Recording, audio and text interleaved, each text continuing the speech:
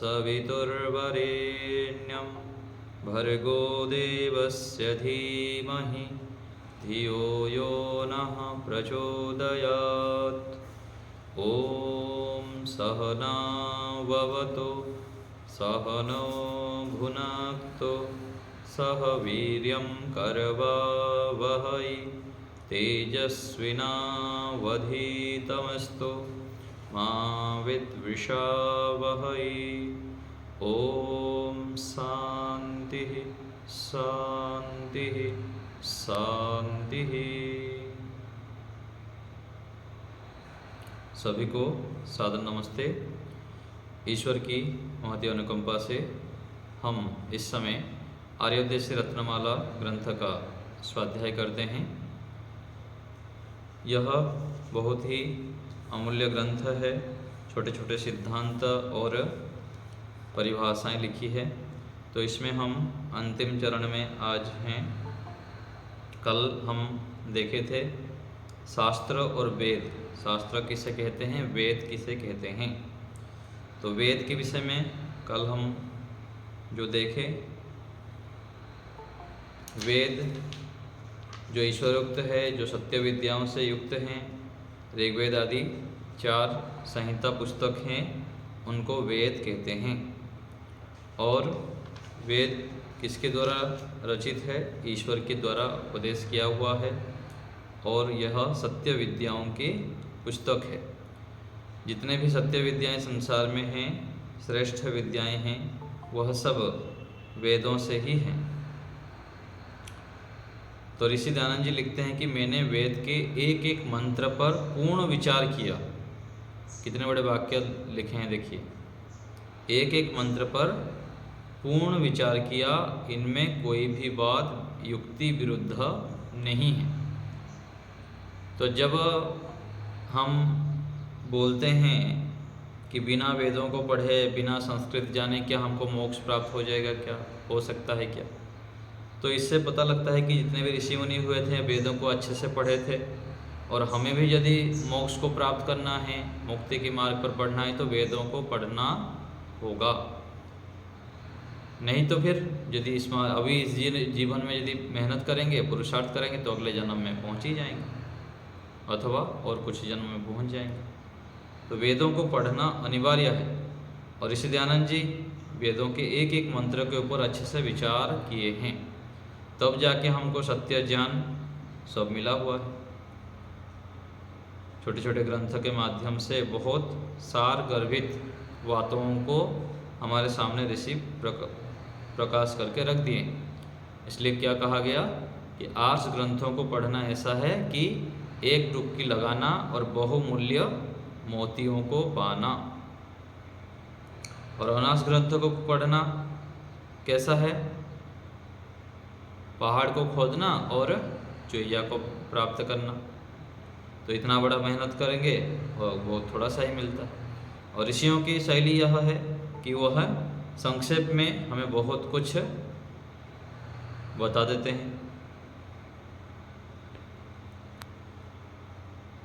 और एक जगह पर क्या लिखा है ऋषि दयानंद जी ने, सृष्टि के आदि में परमात्मा जो वेदों का उपदेश नहीं करता, आज पर्यंत किसी मनुष्य को धर्म आदि पदार्थों का यथार्थ ज्ञान नहीं होता। यथार्थ रूप से धर्म का स्वरूप बिना वेदों के पढ़े नहीं आएगा। इसलिए हमें अलग अलग विद्वानों से सुनना भी चाहिए, पढ़ना भी चाहिए, और जो हिंदी व्याख्या ग्रंथ है उसको भी पढ़ना चाहिए। और साथ साथ वेद की जो भाष्य हमारे पास उपलब्ध हैं, ऋषि दयानंद जी के भाष्य है, उसको भी हमें देखते रहना चाहिए। मंत्रों के क्या क्या अर्थ है उसको भी हमें आवृत्ति करते रहना चाहिए। तो अब क्या होगा, हमको इधर से भी लाभ होगा और मूल स्रोत जहाँ से है उससे भी हमको लाभ होगा। तो एक एक वेद को हम पकड़ के स्वाध्याय करना चाहिए। पहले यजुर्वेद को ले लीजिए, प्रत्येक दिन 1-2 मंत्र को पढ़ना है, ऐसे नियम बनाइए। आगे फिर ऋग्वेद है, सामवेद है, अथर्ववेद है। तो आपको बहुत अधिक खजाना रत्न उसके अंदर मिलेंगे। हिंदी में सब मिल जाएगा। और जितना उसके ऊपर मनन करेंगे, चिंतन करेंगे, उस अधिक लाभ हो।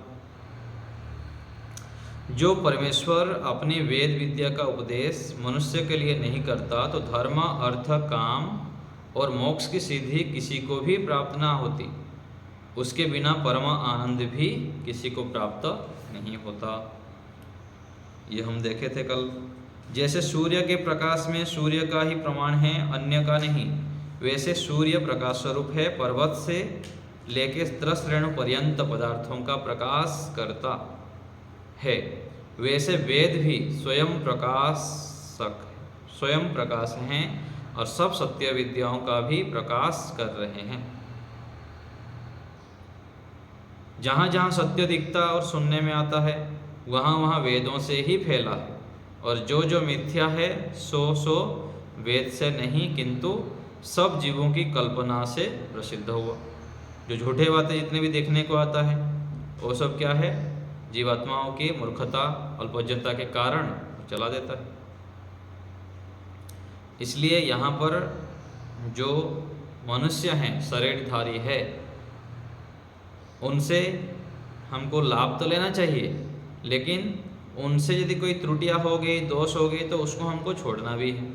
कई बार ऐसे होता है ना कि किसी को कोई आदर्श मानते रहते हैं और यदि वो कुछ गलत काम कर लिए अथवा उनका आचरण कुछ गलत देख लिए तो उसी पूरा छोड़ देते हैं। ऐसे यदि ये चल रहा है तो मेरे को इनको मानने का क्या ज़रूरत है, ऐसे करके पूरा उल्टे मार्ग पर चलने लग जाता है वो व्यक्ति। ये क्या है? मूर्खता है। किसी को, मनुष्य शरीरधारी को हम यदि आदर्श मानते हैं, उनसे कुछ सीखते हैं, पढ़ते हैं, तो उन पे दोष नहीं होगा ऐसा नहीं कह सकते, अथवा ऐसे हम संभावना नहीं कर मतलब निश्चित नहीं कर सकते। अल्पज्ञता के कारण, अल्प सामर्थ्य के कारण कहीं ना कहीं छोटे मोटे गलती भी हो सकता है। इस पक्ष को भी हमें मान के चलना चाहिए, और उस यदि गलती हो भी देख दिए अथवा सुन लिए तो उस पक्ष को छोड़ के जो अच्छाई है उसको हमको ग्रहण करते रहना चाहिए। पूरा जितने अच्छाई है उसको भी अनदेखा करके उल्टे मार्ग पर चल जाना, हम स्वयं अच्छे मार्ग को छोड़ देना, ये बुद्धिमत्ता नहीं है। कई बार ऐसे भी देखने आता है, जिसको आदर्श मानते रहते हैं वो गलत मार्ग पर चलने से वो व्यक्ति धर्म आचरण ही छोड़ देता है, सत्य मार्ग पर ही छोड़ देता है, मार्ग को छोड़ के फिर अधर्म मार्ग पर चल जाता है। तो जो कोई पूछे तुम्हारा मत क्या है, तो उत्तर क्या देना है? हमारा मत वेद है। ये ऋषि दयानंद जी ने लिखते हैं सत्यार्थ प्रकाश में। और नास्तिको वेद निंदक, जो वेद के निंदा करने वाले हैं, वेद के प्रतिकूल चलने वाले हैं, उनको नास्तिक कहते हैं। अस्ति इति आस्तिकः, जो है बोल के मानता है, आत्मा, परमात्मा, पुनर्जन्म, पूर्वजन्म, इन सबको, कर्मफल व्यवस्था आदि को जो मानता है उसको आस्तिक कहते हैं, और जो नहीं मानता है वो नास्तिक है। तो आर्याभिविनय में ऋषि दयानंद जी लिखते हैं कि वेद के बिना अन्य कोई पुस्तक संसार में ईश्वरोक्त नहीं है। जैसा पूर्ण विद्यावान और न्यायकारी ईश्वर है, वैसा ही वेद पुस्तक भी है। अन्य कई पुस्तक ईश्वर की वेद तुल्य व अधिक नहीं है। वेद के तुल्य भी कोई नहीं है और उससे अधिक भी कोई नहीं। यहाँ बोलते हैं ना कि ये तो इसके तुल्य है और ये उससे और भी अधिक योग्य व्यक्ति है। तो ऐसे क्या है, वेद के सामने ऐसे नहीं बोल सकते हैं कि वेद के तुल्य कोई पुस्तक है और वेद से अधिक तो कोई होगा ही नहीं। इसलिए वेद को हमें प्रमाण मानना चाहिए। उपदेश मंजरी में महर्षि लिखते हैं कि स्थान स्थान पर वेदशालाएं हों, उनमें वेद अध्ययन कराया जाए, परीक्षाएं लिवाई जाएं, अर्थात वेद अध्ययन को हर प्रकार से उत्तेजना मिले ऐसा प्रयत्न करना चाहिए। तो वेद विद्या, सत्य विद्या का पठन पाठन गांव-गांव में, गली गली में ना होने के कारण व्यक्ति फिर अवैदिक कार्यों को करने लग जाता है। तो ऋषियों की श्रेष्ठ महानुभावों की क्या इच्छा होनी चाहिए? हर गांव-गांव में वेद पाठशालाएं होनी चाहिए। और भारत की इतिहास जब उठा के हम देखते हैं तो ऐसे होता था। आज जैसे करोड़ों विद्यालय प्राइमरी स्कूल से लेकर और दूसरे दूसरे जो प्राइवेट स्कूल आदि है करोड़ों की मात्रा में है, ऐसे ही गुरुकुल हुआ करता था, बेड पाठशालाएँ होते थे। लेकिन अनेक प्रकार के षड्यंत्र आदि के माध्यम से इन सबको बंद कर दिया गया, क्योंकि जितना हमारे देश में संस्कृति संस्कार आदि बचे रहेंगे उतना उन लोग के लिए हानिकारक है। इसलिए बहुत प्रकार से जाल बिछाकर हमारे संस्कृति को बर्बाद करने के लिए लगे हुए हैं।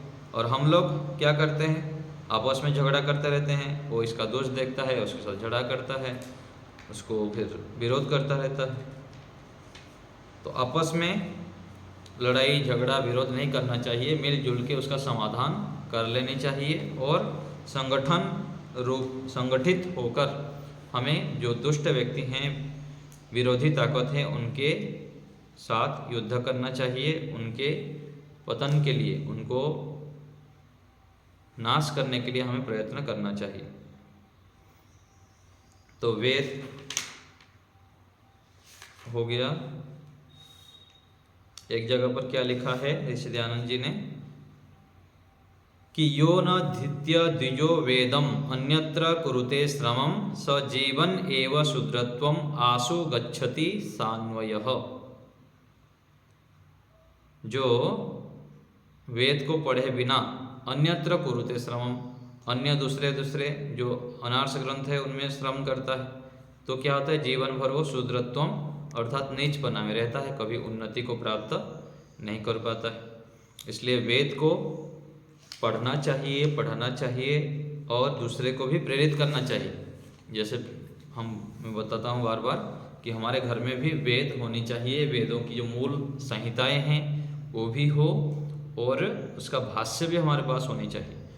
कभी भी कोई मंत्र हमको देखना हो, पढ़ना हो अथवा क्रम से पढ़ना चाहे तो उसका भी हमारे पास होनी चाहिए। तो जो श्रेष्ठ भाष्य है ऋषि दयानंद जी का मिलता है, उसको हमें अपने घर में रखना चाहिए। आगे देखिए 96 नंबर है पुराण। वेद के बाद जो प्राचीन ऐतरीय शतपथ ब्राह्मण आदि ऋषि मुनिकृत सत्यार्थ पुस्तक है, उन्हीं को पुराण, इतिहास, कल्प, गाथा और नाराशंसी कहते हैं। तो पुराण अर्थात बहुत सारे पाखंड भी है, जो मिथ्या पुस्तक है, आज संसार में चल रहा है, बड़े बड़े कथा भी करते रहते हैं अलग अलग नाम से। वो क्या है, सब झूठे पुस्तक हैं। वास्तविक जो पुराण से क्या लेंगे, ऐतरीय शतपथ ब्राह्मण आदि जो ग्रंथ होता है वेदों को समझने के लिए, जो ब्राह्मण ग्रंथ है, शतपथ ब्राह्मण आदि है, ये सब क्या है, पुराण है। और ये ऋषि मुनिकृत है और सत्यार्थ पुस्तक है, उन्हीं को पुराण कहना चाहिए, इतिहास कहनी चाहिए, कल्प, गाथा, नाराशंसी इनको ही कहते हैं।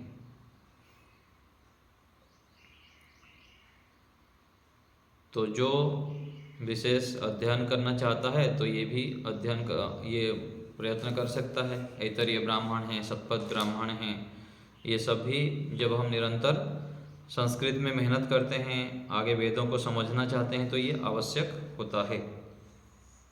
बोलिए मतलब ये नाराशंसी क्या याद, ये कोई ग्रंथ है, नाराशंसी नाम से कोई ग्रंथ होंगे ऋषि दयानंद जी के समय। अभी तो कुछ सुनने में कम ही आता है, होंगे बहुत बहुत।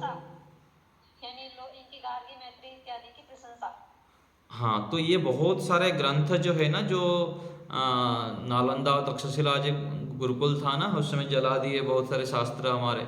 और ऐसे ही बहुत सारे ग्रंथ ऐसा है कि क्रम से पठन पाठन रुक जाने से, नहीं पढ़ाने से वो क्या है, ग्रंथ सब लुप्त हो जाता है। तो हमारे पास भी ऐसे बहुत कम ग्रंथ मिलता है, और प्राचीन ग्रंथालय में जब हम अन्वेषण करते हैं तो ये सब मिलता है। तो इतना सारा ज्ञान भंडार हमारे पास था, सभी जो आग्रंथकारियों ने बार बार आक्रमण किए, उसको नष्ट कर दिए। और जिस समय जिसका शासन हुआ, उन लोग जो विधर्मी लोग शासन करते थे उसको सब नष्ट कर दिए, क्योंकि इनको पता था इनके अंदर इन सब के पूरा खजाना है। यदि ये ज्ञान भंडार इनके पास रहेगा तो ये फिर हमारे ऊपर हावी हो जाएंगे और इससे इनका उन्नति हो जाएगी। ऐसे ही आयुर्वेद ग्रंथ है। अब नहीं है ये, अब नहीं है नारा संधि। नहीं, नहीं है नहीं बोल सकते हैं, हमारे पास भी उपलब्ध नहीं है। हो सकता है बहुत कई की पुस्तक भंडार में किसी के ज्ञान में हो, तो नहीं है ऐसे नहीं कह सकते हैं, लेकिन हो सकता है किसी पुस्तक भंडार में कहीं पर कोई सुरक्षित रखा हो तो मिल सकता है ना। तो बहुत सारा ऐसे ग्रंथ हुआ है आयुर्वेद से संबंधित विद्याएं। देखिए कैसे कैसे आयुर्वेद विद्याएं हैं, नाड़ी पकड़ के कितना चिकित्सा कर लेते हैं, और ऐसे ऐसे भी होते हैं कि चेहरा देखकर लोगों का लक्षण भी समझ लेते हैं। तो बहुत कुछ ऐसे ग्रंथ है, हुआ है पहले, और आज भी विद्याएं हैं, अलग अलग जगह पर ढूंढने से, अन्वेषण करने से मिलता है। तो ये सब क्या है, जो सतपथ ब्राह्मण आदि तो मिलता है अभी, सतपथ ब्राह्मण है, ये वेदों को समझने के लिए ये कुछ उससे समीपस्थ कुछ ग्रंथ हैं, जिससे कि हम वेदों के अर्थों को अच्छे प्रकार से समझ पाते हैं।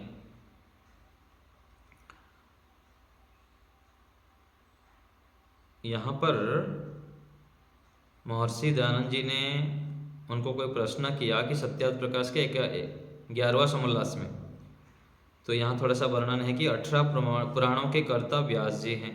व्यास वचन का प्रमाण अवश्य करना चाहिए। इतिहास, महाभारत, 18 पुराण वेदों का अर्थ पढ़े पढ़ावें, क्योंकि इतिहास और पुराण वेदों के ही अर्थ अनुकूल है।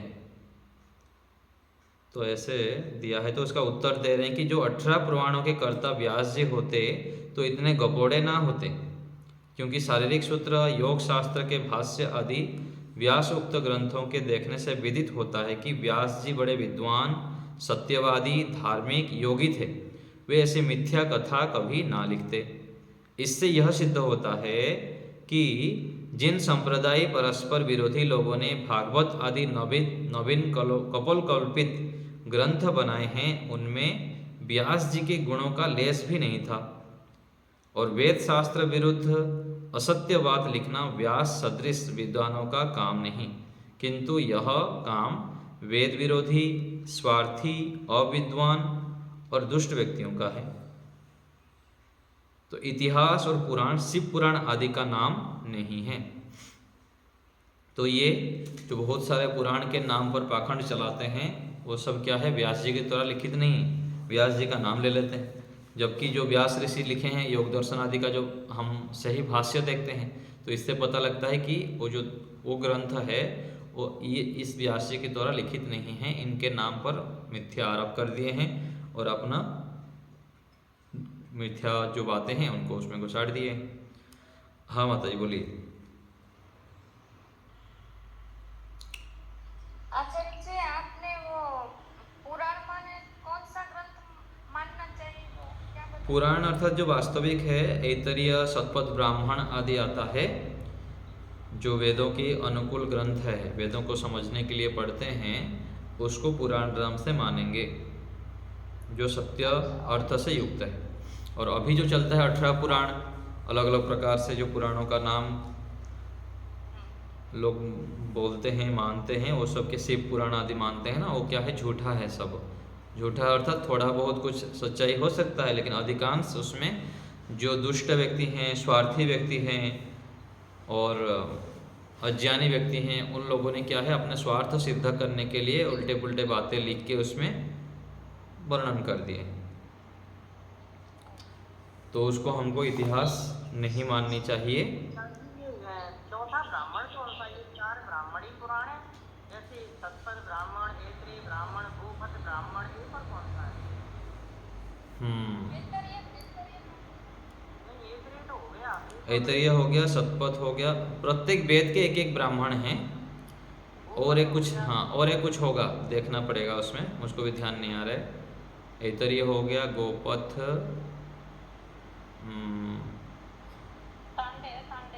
हाँ तांडेय ब्राह्मण एक है, ये 4 ब्राह्मण हैं। तो पुराण है असली। हाँ, इसको हम पुराण कहेंगे। ये सत्य विद्या से युक्त है ना, ये सत्य कथन से युक्त होने से इसको पुराण कहेंगे। यहाँ लिखे हैं कि जो ब्राह्मण आदि के बनाए ऐतरीय आदि ब्राह्मण पुस्तक है उन्हीं को पुराण इतिहास आदि कहेंगे, अन्य भागवत आदि को नहीं।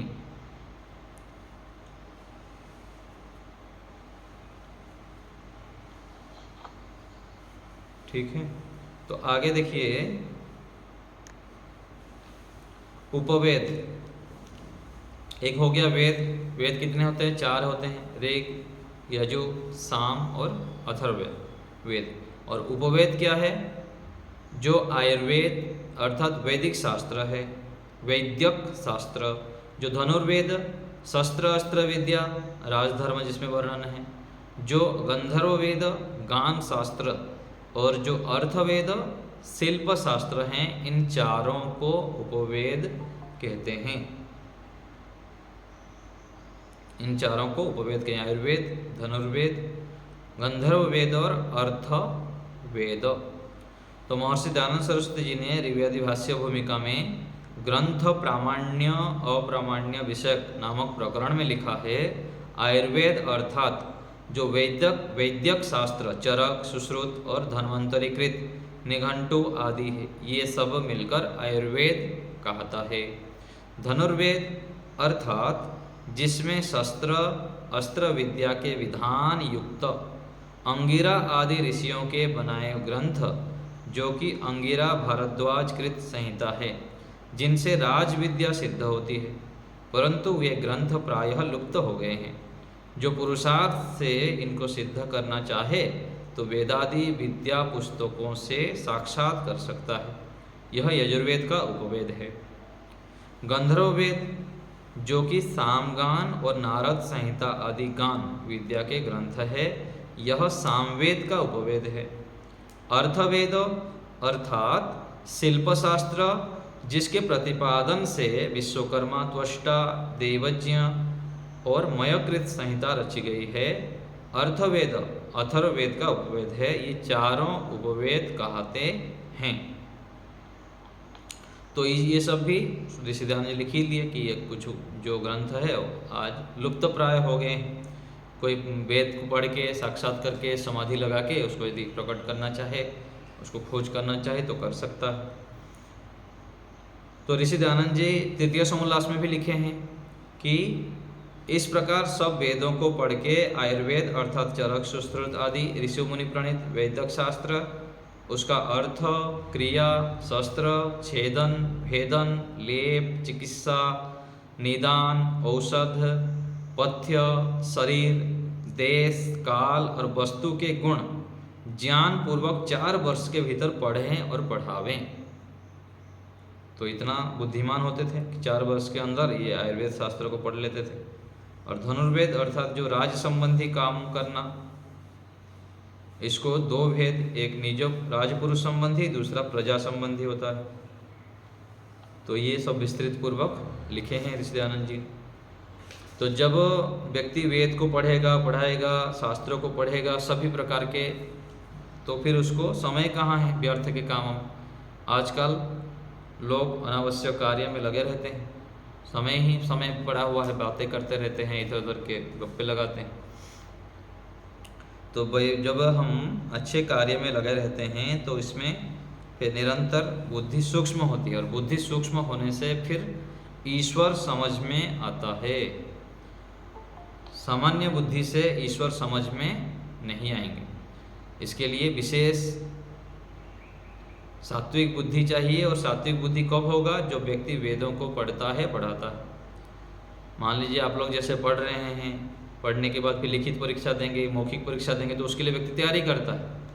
फिर आगे संस्कृत पढ़ना है, संस्कृत में भी अच्छी योग्यता करनी है, तो दिन रात उसके विषय में मन चलता रहेगा।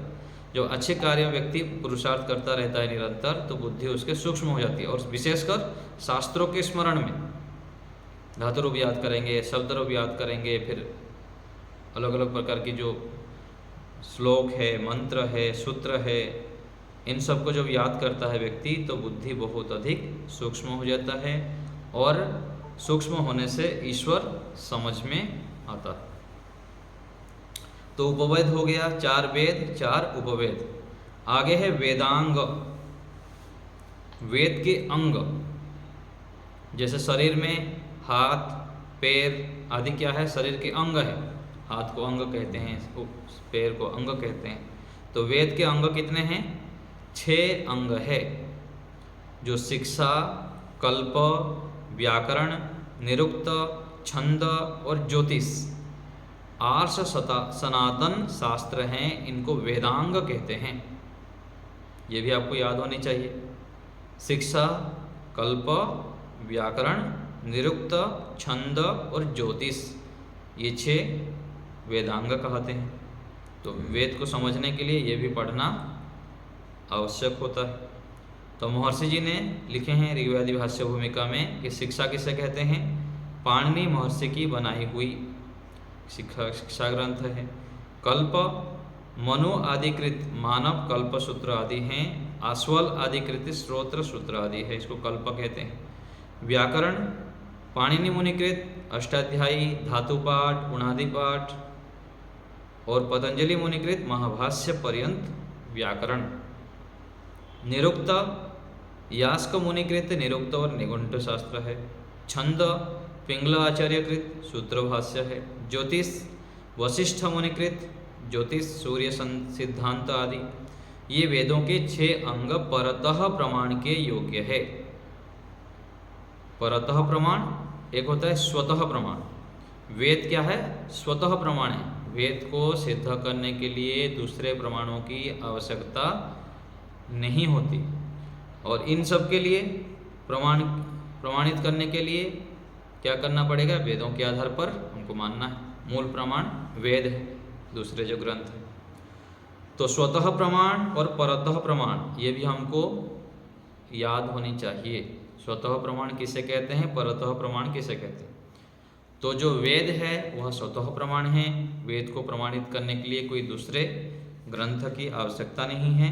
और दूसरे जो दर्शन आदि ग्रंथ है, अन्य शास्त्र है, उनको प्रमाणित करने के लिए वेदों का सहारा लिया जाता है।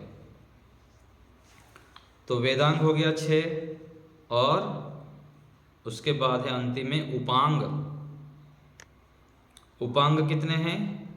6 है। वेदांग भी 6 है और उपांग भी 6 है।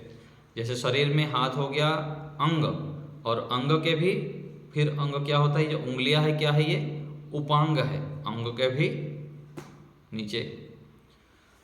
तो उपांग 6 दर्शन शास्त्र को कहते हैं, जो ऋषि मुनिकृत मीमांसा, वैशेषिक, न्याय, योग, सांख्य और वेदांत 6 शास्त्र हैं, इनको उपांग कहते हैं।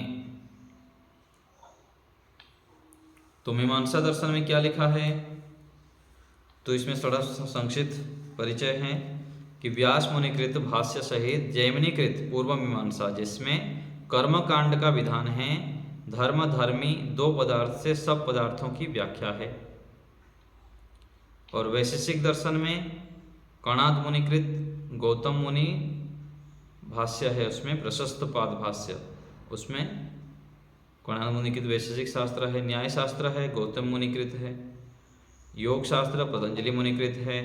सांख्य शास्त्र कपिल मुनिकृत है। वेदांत शास्त्र जो कि ईश, केन, कठ, प्रश्न, मुंडक, मांडुक्य, तैतरीय, ऐतरीय, छांदोग्य, बृहत आरण्यक, ये 10 उपनिषद तथा व्यास मुनिकृत सूत्रों जो कि बोधायन, वृत्ति आदि व्याख्या सहित वेदांत शास्त्र हैं, ये 6 वेदों के उपांग कहते हैं। जो तो वेदांत दर्शन है उसमें उपनिषद के प्रश्न उत्तर के रूप में वर्णन है। आचार्य जी ये भी परतः प्रमाण है? हाँ जी, ये परतः प्रमाण है। ये तो वेदों के आधार पर प्रमाणित हो गए ना। ये सब आर्ष ग्रंथ है, लेकिन जो मूल वेद है वो क्या है? अपने आप में प्रमाणित है। और इन सब जितने भी ग्रंथ है, वेदांग है, उपांग है, ये सब परतः प्रमाण हैं। ये तो सारे ग्रंथ परतः प्रमाण है, वेद हाँ जी, हाँ जी, हाँ जी, वेद के आधार पर ही इसको हम प्रमाणित करेंगे। तो 6 वेदांग है और 6 उपांग है, इसका नाम हमको याद होनी चाहिए। आगे अंतिम है नमस्ते।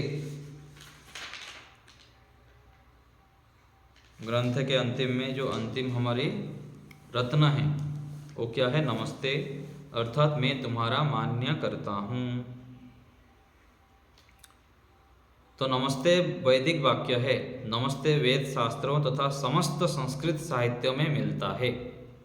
छोटे बड़ों को, बड़े छोटों को बराबर वाले आपस में नमस्ते शब्द से आदर देते हैं। पति को पत्नी और पत्नी को पति सदैव नमस्ते से ही सम्मानित करते हैं और करें भी। नमस्ते अर्थात क्या है? मैं तुम्हारा मान्य करता हूँ, दूसरे के उपकारों को स्वीकार करना, मान्य करना, सम्मान देना। आचार्य जी आजकल राधे राधे बहुत चल गई है। बहुत कुछ चल पड़ा है। सत्य बातें यदि हम फैलाएंगे नहीं, समझाएंगे नहीं, तो दुष्ट तो सब उन लोग तो बैठे हुए हैं बहुत कुछ सिखाने के लिए, है ना। आचार्य ऑब्जेक्शन से बहुत हमारे अपने लोगों से कोई ऑब्जेक्शन आ जाता है। ठीक है, वो करेंगे, जो करता है उनको करने दीजिए, जो समझता है उनको हम समझा सकते हैं। आचार्य जी उनके साथ राधे राधे नहीं बोलते तो जो कहते बड़े आर्य समाजी बन रही है। बस बोलते रहें, बोलने वाला तो कुछ भी बोलेगा, स्वतंत्र है, उसका दोष है। हमको जो नमस्ते नहीं बोलता है, हम तो नहीं बोलते हैं को आप ऐसे बोल रहे हो, ऐसे बन रहे हो। ठीक है, उनकी श्रद्धा विश्वास है, बोलता रहे, करता रहे, हमको उसमें शांत रहना है, कुछ बोलना नहीं, प्रतिक्रिया नहीं करनी। हाँ, बस हमें शांत रहना है, हमें हमें नमस्ते कर देनी है वो। हाँ चाहे राधे हाँ, वो राधे जो हाँ, उनको बोलने दीजिए। तो जो समझना चाहे उनको फिर पूछ लेंगे कि राधे राधे का मतलब क्या होता है, ठीक है ना। तो यदि कोई समझना चाहे तो फिर समझा सकते हैं, नहीं तो फिर अनावश्यक वाद विवाद नहीं करनी।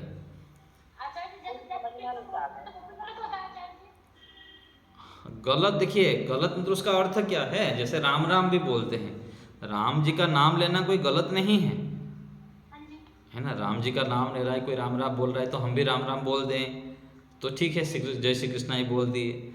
लेकिन उसका अर्थ क्या है फिर उसको ही तो समझना है ना, क्या कहना चाहिए। भगवान का नाम है, चलो ठीक है ले रहे, लेकिन नमस्ते, हाँ तो ठीक है, लेते रहिए, कोई बात नहीं। गलत वही बता रहा हूँ ना, गलत वही है कि अपने हिसाब से कोई भी हम मान्यता बना देंगे तो वो गलत है। ऋषियों के अनुकूल जो बड़े बताए हैं उनके अनुकूल यदि हम नहीं चलेंगे, अपने बुद्धि को ही बड़ा मान के चलेंगे, तो वही गलत हो गया ना। फिर उनको फिर हम सीधा गलत बोलेंगे तो ठीक नहीं रहेगा ना। हम तो समझ रहे हैं ना ये ठीक नहीं है। इससे पहले से हम तो नमस्ते ही करते हैं जब करते हैं तब, लेकिन वो व्यक्ति यदि यूँ कहता है राम राम, तो फिर बोलना पड़ता है उनके साथ राम राम। हाँ ठीक है, यदि आपको लगता है कि उनको हमारे अनुकूल बनाने के लिए उनको कष्ट ना हो, इस प्रकार से हम सोचते हैं तो बोल दीजिए, बोलने से भी कोई हानि नहीं है एक दृष्टि से। और यदि हम कट्टर बनना चाहते हैं कि मैं तो पक्का हूँ पूरा, है ना, तो मैं कुछ समझौता ही नहीं करूँगा, तो वहाँ पर फिर आप शांत रह जाइए अथवा नमस्ते बोल दीजिए। तो स्थिति विशेष देखते हुए अपने ज्ञान के आधार पर वहाँ पर निर्णय करना होता है कि क्या करनी है। यदि थोड़ा बहुत हम झुकना चाहते हैं, अथवा कई बार क्या होता है ना, धीरे धीरे एक व्यक्ति को हमको अनुकूल बनाने के लिए हम वहाँ पर शांत रह जाते हैं, उनको खंडन नहीं करते हैं सीधा सीधा। ओम नमस्ते तो ऐसा पक्ष तो रखना चाहिए, हमें ओम नमस्ते बोलना चाहिए। हाँ, तो नमस्ते करने के लिए कहाँ मना कर रहा हूँ मैं, यही तो बोल रहा हूँ नमस्ते करने के लिए। साथ में कोई राम राम करे तो पहले हम अपनी तरफ से रिस्पॉन्स दें, ओम नमस्ते राम राम। हाँ, वही बता रहा हूँ मैं। तो अपने स्थिति के हिसाब से वहाँ पर क्या करना है, राम राम बोल दीजिए अथवा जय श्री कृष्णा बोल दीजिए, कोई गलत नहीं है। लेकिन धीरे धीरे हम, यदि वो व्यक्ति समझना चाहता है और कभी कुछ प्रसंग आ गया तो वहाँ पर हम उनको समझा सकते हैं, है ना। तो स्थिति देख के जो सारे संबोधन करते हैं और एक दृष्टि से ठीक है, दूसरे कोई करता ही नहीं है, धर्म मार्ग पर चलता ही नहीं, उन लोग कुछ तो चल ही रहे हैं, एक यदि हम सकारात्मक पक्ष में विचार किया जाए तो। और धीरे धीरे जो व्यक्ति अच्छे मार्ग पर चलता है तो उसको कभी समझ में आएगा तो फिर स्वीकार कर लेगा नमस्ते बोलने का। दादाजी पतंजलि में रामदेव जी ने ये चला दिया ओम ओम बोलो, तो भी जो कहते हैं तुम भी तो भगवान का नाम ले रहे हो, तो भी भगवान का नाम ले रहे हैं। वही बता रहा हूँ ना, बहुत सारे ऐसे ही हैं, अपने अपने हिसाब से सब कर रखे हैं, तो वहाँ पर किसी से झगड़ा नहीं करनी है, किसी का खंडन नहीं करनी है, वाद विवाद नहीं करनी है। यही तो बात पहले आया ना कि आपस में जब हम ऐसे वाद विवाद करते हैं और इन सब छोटे छोटे बातों में उलझ जाते हैं तो फिर संगठन नहीं हो पाता है, और संगठन ना होने से दूसरे लोग फिर फायदा उठा लेते हैं। एक पक्ष आता है आचार्य जी ओम शांति। हाँ, बहुत सारे हैं, ओम शांति से लेकर कई सारे, तो लिस्ट में गिनते जाएंगे तो बहुत कुछ आएंगे, है ना। तो वहाँ पर यही बात हो रही है ना कि हम छोटे छोटे इन बातों को यदि लेके आपस में विवाद कर लेते हैं और उसमें चर्चाएं अधिक कर लेते हैं तो फिर हम जोड़ नहीं पाते हैं, आपस में संगठन नहीं बन पाता है और विशेष समाज के लिए संगठित होकर कार्य नहीं कर पाते हैं। हाँ, अच्छे आदमी भी तो संगठित होकर नहीं कर पाएंगे ना। हाँ, तो हमको बड़े कार्य करना है, संगठित होकर जो विधर्मी लोग हैं उनके विषय में जानेंगे, कितना षड्यंत्र करके कैसे कैसे कार्य कर रहे हैं, पूरा विध्वंस की ओर ले जा रहे हैं। तो उसके लिए हमको इन सब जो छोटे मोटे संबोधन हैं और कुछ मान्यताएं हैं उनको बुद्धिमत्ता पूर्वक थोड़ा सा साइड में रखते हुए अपना एकजुट होने का प्रयास करनी चाहिए। और ठीक है, अपनी अपनी श्रद्धा है, ये है, और हम क्या कर सकते हैं, हम उतना योग्य बन जाएं, मजबूत बन जाए और उतने बुद्धिमान बन जाए कि हम किसी को समझा सकें, तो फिर हो जाएगा, इन सब का समाधान हो सकता है। हिंदुओं में हो रहा है, वो भगवान अलग अलग मानते हैं तो अलग अलग बोलते हैं, और मुसलमान तो एक ही शब्द बोलेंगे सलाम वालेकुम। नहीं, उनके हाँ वो भी बोलते हैं, उनके अंदर भी बहुत कुछ है, उनके अंदर भी बहुत विभाजन है, बहुत कुछ उनका भी चलता है, लेकिन बस कुल मिला के उन लोग इकट्ठा हो जाते हैं और करते हैं अपना। तो उनको मानते हैं, एक ही नमस्ते करते हैं, हमारे यहाँ चलता है तरह तरह का। वही बात है ना, वो कोई करना पड़ेगा, संगठित होकर कोई करे, बुद्धिमान हो, कोई बड़े स्तर पर लीडर बने, तब जाके इन सबको कोई कर सकता है। जब तक नहीं हुआ है तब तक वहाँ पर क्या करना पड़ेगा कि हमको जिस स्तर पर हम हैं वहाँ जितना भी है छोटे मोटे इन सब संगठनों को जोड़ के हमको एकत्रित रहना चाहिए, संगठित रहना चाहिए, तब जाके ये बुद्धिमत्ता है। आचार्य जी ज्यादा तो हिंदुओं में है ये दिक्कत। हाँ, तो है तो क्या दिक्कत हो गया, बॉडी के पीछे चलते हैं, हम ओम नाम सत्य बोलना चाहिए, वहाँ बोलते हैं जो भी है, हाँ जो भी है, जैसा भी है, उसमें हमको अधिक उलझना नहीं चाहिए। आपस में यदि इनमें हम उलझेंगे तो फिर उसका परिणाम भयंकर होता है और हानिकारक होता है, लाभकारक तो कम ही दिखता है।